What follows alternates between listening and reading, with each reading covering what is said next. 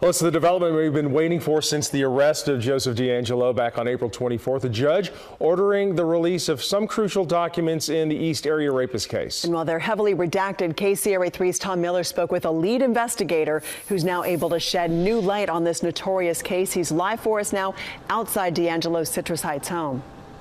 ED investigators were able to create a short list of suspects by finding people with DNA similar to the East Area Rapist through a genealogy website, and DeAngelo was on that short list. However, it was DNA taken off of his car and also off of a tissue found in front of his home that led investigators to believe they had their man.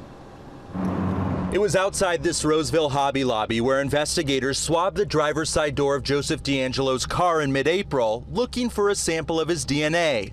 Court documents reveal that swab was then tested and compared to DNA samples taken from 1980s murder scenes in Ventura and Orange counties. We're looking at 21 core markers. That's part of the FBI's system.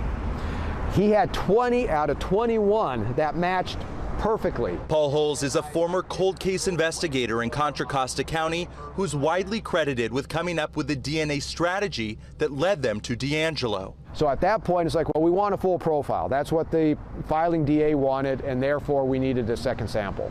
Seeking to match all 21 markers, investigators went to DeAngelo's Citrus Heights home 5 days later and pulled a tissue from a trash can in front of his house.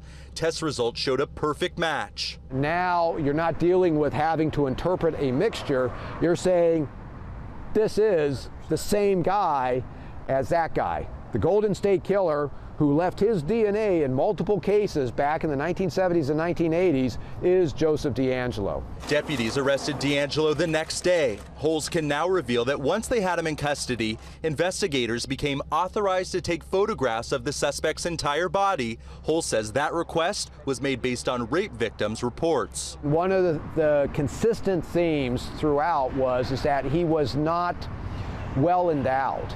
And so that was something that they wanted to try to verify and corroborate. The documents also show some of the evidence investigators were looking for inside DeAngelo's home, including computers, hard drives, and other media storage devices, locked safes, boxes, or chests, any photo albums or loose photographs showing DeAngelo throughout the years, and any journals, diaries, or maps depicting Sacramento County, the East Bay, Orange County, or anywhere where the crimes occurred in the 70s and 80s. Holes also says that while investigators were conducting surveillance on DeAngelo, there was real concern that he might be onto them. They knew he had a very high level of paranoia and worried he was constantly on the lookout. Live in Citrus Heights, Tom Miller, KCRA 3 News.